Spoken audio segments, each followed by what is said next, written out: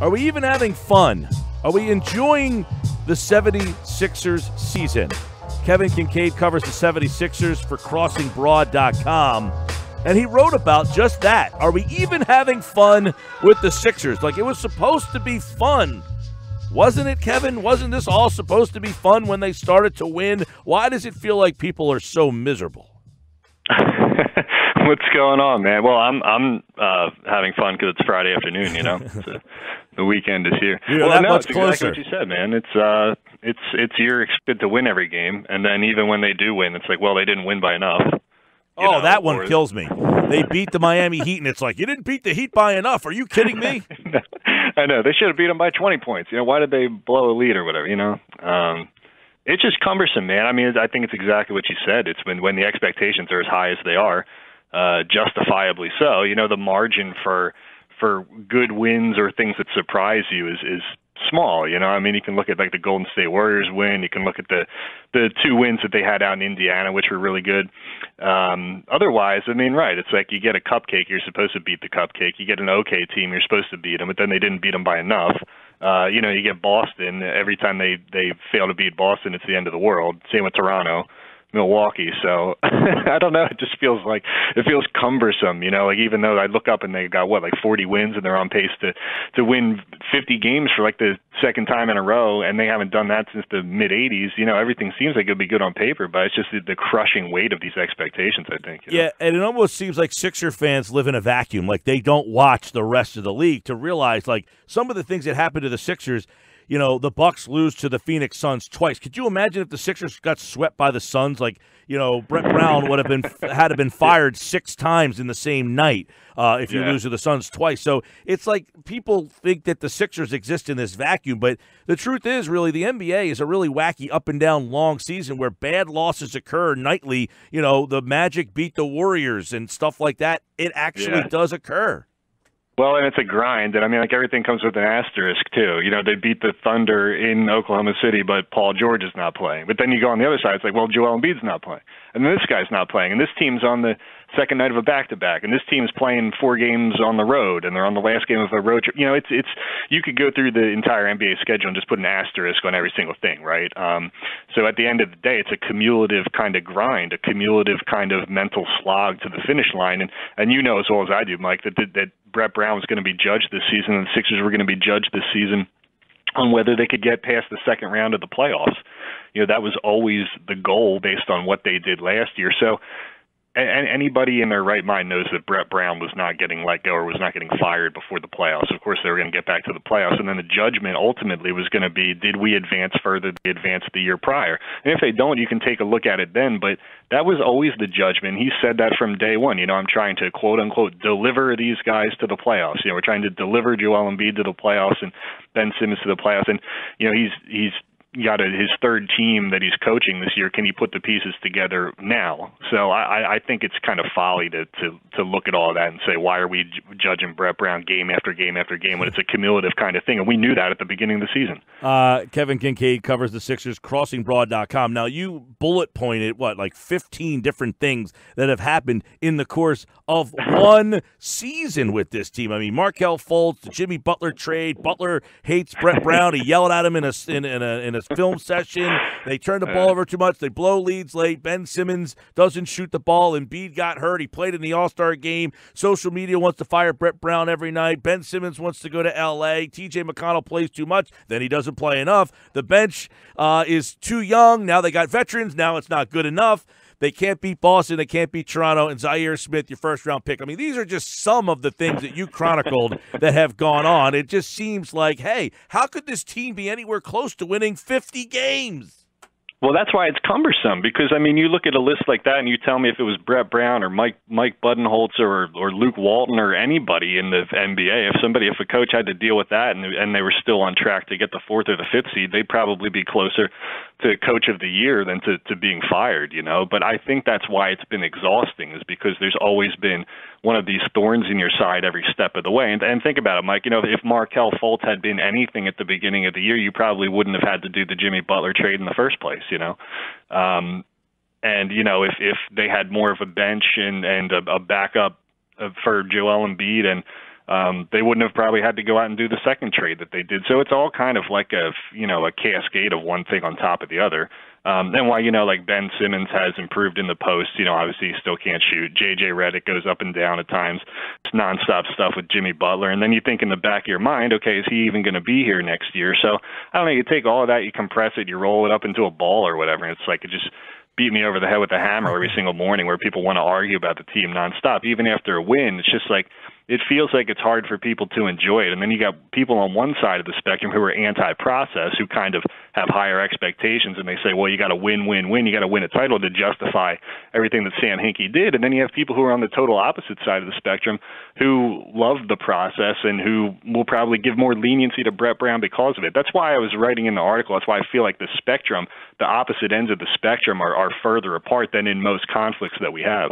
Right. That's where, really you break it down as a theory as to why people are not enjoying this season. And maybe some people are, but there seems to be a real disconnect between this Sixer fan base right now, which, by the way, sells out every night, supports the team in droves. But there is a huge social media factor of fighting between these people who think it's not good enough and people who are saying, whoa, you just want them to flip a switch and go from one of the historically bad teams in basketball to a championship contender overnight, and that's not going to happen to too many teams. No, I mean, it's not realistic. I mean, I use the Milwaukee Bucks as an example. They stumbled into a great player in Giannis, but because their rebuild was kind of done, quote unquote, the traditional way, and Sam Hinkie came in here and blew this thing to the high heavens. I think because they tanked so hard, there's kind of this idea that they have to win right now. Whereas Milwaukee was kind of sort of floating below the surface just a little bit and able to have a little bit more time to do what they needed to do, which is the case with most teams. But I think of like my dad and my uncles who weren't necessarily process people, right? And then they came back on the bandwagon. I think some of the people that came back onto the bandwagon begrudgingly after the process said, okay, you sold us this thing for 2-3 years about how this was the right thing to do, so we need a win. We need the Eastern Conference Finals right now. So you went through like hyperspace where it was a 10-win team, and then 3 years later, you were expected to go to the second round of the playoffs or further. And you see that kind of dichotomy, Mike, too, with like Robert Covington's a good example, because he was like the poster child of the process, like the diamond in the rough guy that they pulled out from the scrap heap, right, and turned him into something. And the process guys loved him and loved him and loved him. And then you had other people who came back on the bandwagon recently who said, okay, I don't really get this guy. He's okay. He plays some defense. He hits some three-point shots. But most people in the middle were just saying, okay, he's a typical 3-and-D player in the modern-day NBA. But you always had a lot of varying opinions on that, probably just because of the nature of how divisive the process was. Yeah, and as you write, it's a fractured fan base, and you have this group of people who are more patient and other people who want to win now. So what's the middle ground here? Do the people who have patience, are they too lenient because they're protecting this process? Or the people on the other side, are they too critical? Where do you find that there is a middle ground that maybe we can all come together and try to unfracture this fan base? The middle ground's tough because that's what I'm trying to do right now, which is just be objective with it without doing the hot takes or saying crazy stuff. But I'm coming to realize that really doesn't sell. You got to be hardcore on one side of it or the other. But I don't know. It's just I don't think there is a middle ground. That's what we are as Philadelphia and South Jersey sports fans. I mean, it's emotional, passionate, knee-jerk response to everything. You lose one game and fire Brett Brown, and this team is terrible. They go beat the Houston Rockets tonight in Houston without Joel Embiid and maybe without Ben Simmons, and then you're going to the Eastern Conference Finals, So I think the middle ground is you just got to pull it back here and say, look, yes, I think because of the nature of the process, everybody wants to win right away to justify how bad they were for so long. But the reality is that most teams that have a 24-year-old all-star and a 22-year-old all-star wouldn't be expected to win in their second full seasons in the NBA. So I know it's hard for us to do as Philadelphia sports fans. Pragmatism is not our biggest strength, but I think people just need to take a step back and look at the season as a collective, look at the season in its entirety, and you can't go game by game by game through an 82-game season where there's so many circumstances that just change, the outlook going into every single one of those games. How much, where do you, we've had some battles on this show recently with the fans where especially after a Sixers-Celtic game, where I'm a little bit more, listen, to me, yes, is Brad Stevens a better coach than Brett Brown? Yeah, I'm not going to argue that. But for me, in the NBA, the coach is like, after a game's over, Kevin, and someone's like, they lost because Brett Brown. I'm like, in the NBA, talent wins, man. Like, the coach is on the list, but it's not my first thing. If at the end of the game I'm pointing right at the coach, I feel like I've missed the actual gameplay where I hold the players more accountable. So how much accountability does Brett Brown have for – is this team being held back by the coach? Are they where they are because of the coach? I find it to be this weird dichotomy of they're a 50-game winning team. The coach has no credit in that, but they're a 24-loss team. He's got all the losses, it seems like. So, like, what role does an NBA coach have in the success and failure of a team? Well, that's why I pointed out, I made a list of things after the Bulls game that said, look, if you want to blame people for this, if we have to pass blame, it's like this Philadelphia never-ending quest for accountability, right? Like, somebody has to be blamed no matter what, right? I pointed out that they didn't hit a single field goal from, like, 7:30 in the fourth quarter to, like, 3:29 in the fourth quarter or something like that. Now, and inevitably, Kevin, this. Yeah. Fans will say, well, that's the coach's fault. How do they not score? No, I mean, then it's another layer. Then they say, okay, well, the coach isn't putting them in good enough positions. But I tend to go to the side of that argument that says, look, basketball is a very fluid and fast game, and the coach probably has less influence in those kinds of situations than you would think. What I think Brett can do better is, I think, number one, he can make the obvious adjustment quicker. When you see with the Boston Celtics hunting J.J. Redick like 3 plays in a row where they're going to post up Marcus Smart on him or try to hunt that switch or go directly at him, then you got to make that adjustment sooner. The other night when they had Levine and Robin Lopez just playing pick and roll over and over and over again, they did it like 5 possessions in a row, where Jimmy Butler and Mike Scott were switching and trying to defend it. I feel like Brett's kind of slow to make the obvious adjustment that everybody sees. I also think just the nature of him, he's just a hands-off kind of guy, and he trusts his team to get it to the finish line. And there's nothing wrong with that philosophically, to put trust in a guy like Ben Simmons or Joel Embiid, but they're 22 and 24 years old. I mean, they're so young, and they haven't been in these situations a lot, that I think just kind of try to help him to the finish line. Use your timeouts a little more smartly. I think he should call more plays. He's not a guy who likes dialing up plays. I mean, you've been there with me probably when he said, I think that's an overrated part of the game. But I think anything he can do to do a little more micromanaging, I think he's just a little too hands-off for a young team. He said it last Saturday. It's a quote that stood out to me because of the conversation we've been having on this show recently. He says, it's not the plays, it's the players. He said, go back and watch Game 7s, the last 2 minutes of a Game 7. It's the play. It's not the plays. It's the players. And in his mind, the talent takes over, which I kind of agree with to some extent. Like, you're playing the Bulls the other night. If you're telling me the coach lost you the game against the Bulls, you're clearly a more talented team. Yeah. Like, take the accountability to the players. Like, how do you not have enough pride to beat that team? I get it. They're playing better. They're young. But it shouldn't come down to the coach for that group of guys to beat the Bulls. No, and I think one of the things, Mike, like if you're looking for a tangible, actual like thing that he can do maybe as they go towards the playoffs, is you got to figure out what you're doing with JJ in these late game situations, because obviously he's a liability on defense. They can go right at him. And now you don't necessarily need him on offense. They used to close games out where they would run that 2-man sort of elbow set with him and Joel Embiid, or Brett really likes that pick and roll where JJ is the ball screener and he comes up from underneath the basket and Ben Simmons is the ball handler.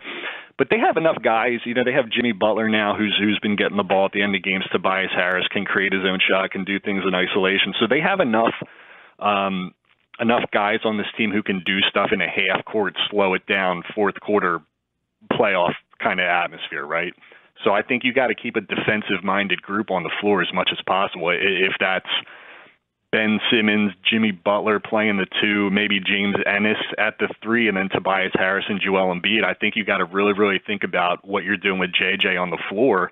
Because if you run into Boston again, they're just going to try to exploit every single mismatch they can find. So just try not to put a mismatch out there.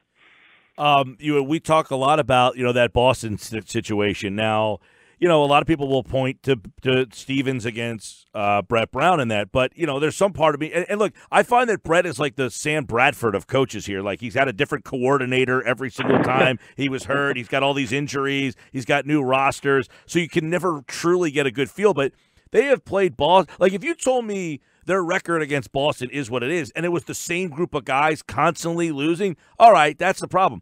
They've had 4 different incarnations of a roster, so I can't really take that Boston record and really hold a lot of weight behind it. No, but I'll give you a devil's advocate here, Mike. Sure. Like, you know, they've had Joel Embiid on the floor for all those games. You know, they've had Ben Simmons on the floor for all those games. At some point, Joel Embiid is just going to have to figure out Al Horford.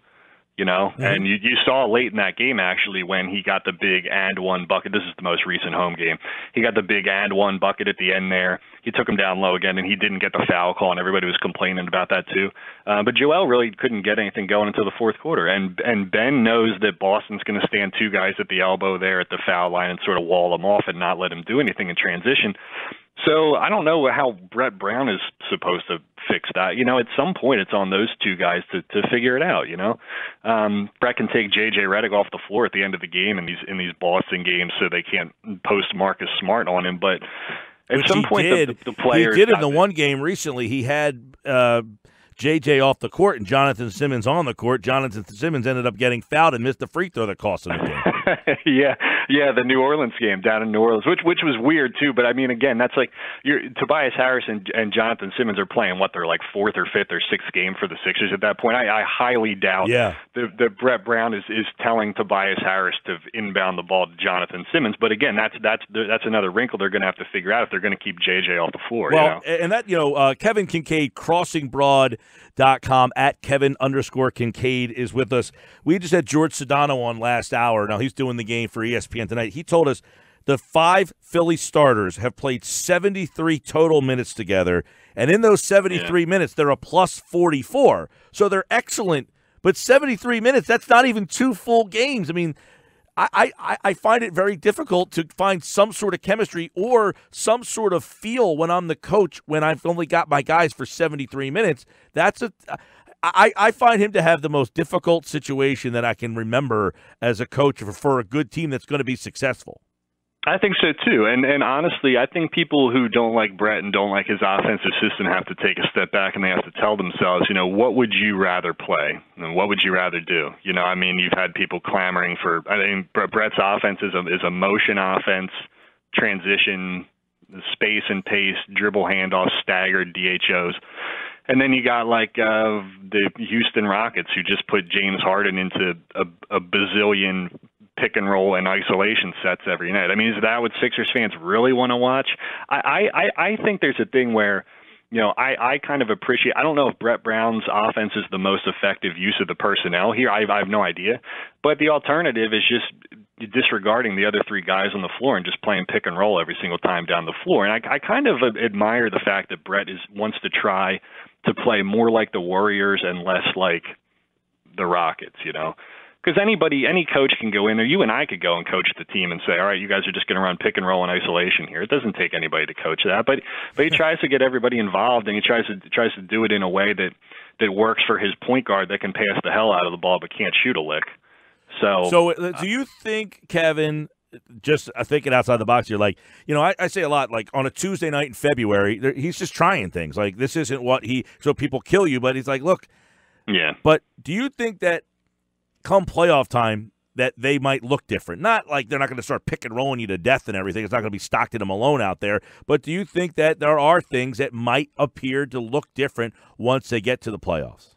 Yeah, I think so. But when I look down at the calendar, I'm like, crap, it's March, what's today, March 9th, March 10th or something like that? 8. Like, you only got like 16 or 17 games left, and Joel Embiid hasn't played in the last 8. So that's something I understand, and I appreciate the fact that he's trying to work out some kinks, try to figure out what his new guys are or whatever. But, man, you're running out of time. Yeah. Like, you got to see it. The other night he makes that comment about cramming. We're cramming. And some people looked at it like, stop making excuses. We're hearing the cramming stuff too much. But is that an excuse? Are you tired of that? Or is that something that is accurate?